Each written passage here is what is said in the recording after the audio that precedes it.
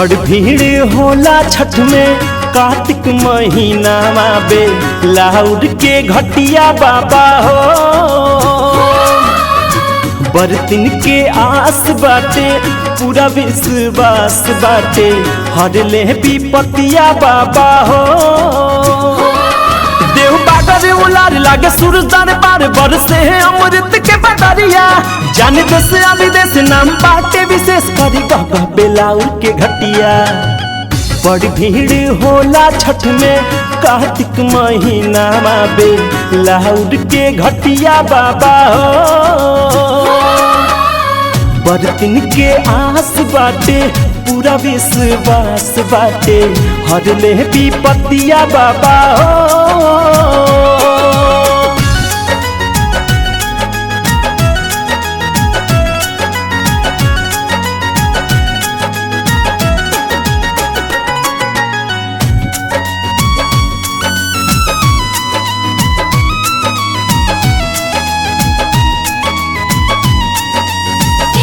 हाँ धरती पर स्वर्ग के लागे नजारा बरती शरण में आवे।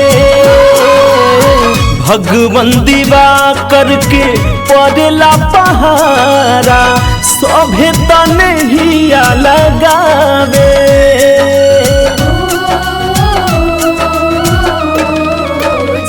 हाँ धरती पर स्वर्ग के लागे नजारा बरती शरण में आवे।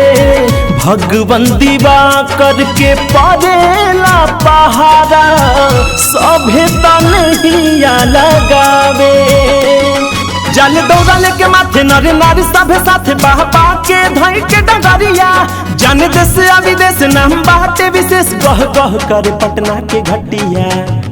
बड़ भीड़ होला छठ में कार्तिक महीना बे लाउर के घटिया बाबा हो। बरतिन के आस बाटे पूरा विश्वास बाटे हर ले विपतिया बाबा हो।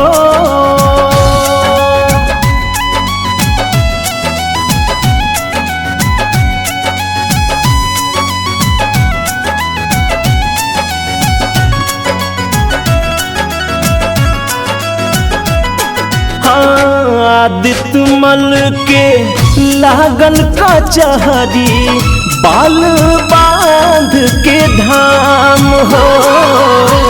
बागर दीवा करके सुनले बानी बड़ी बड़ी नाम हो।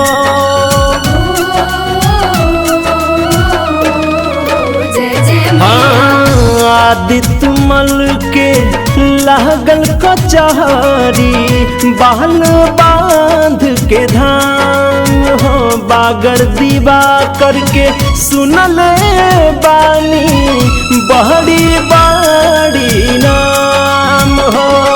कह बिना बेलाउर सेवक बाड़े राव संगे संगे राजा भोजपुरिया जाने देश आ विदेश नाम बाटे विशेष करे गह बनारस के घटिया।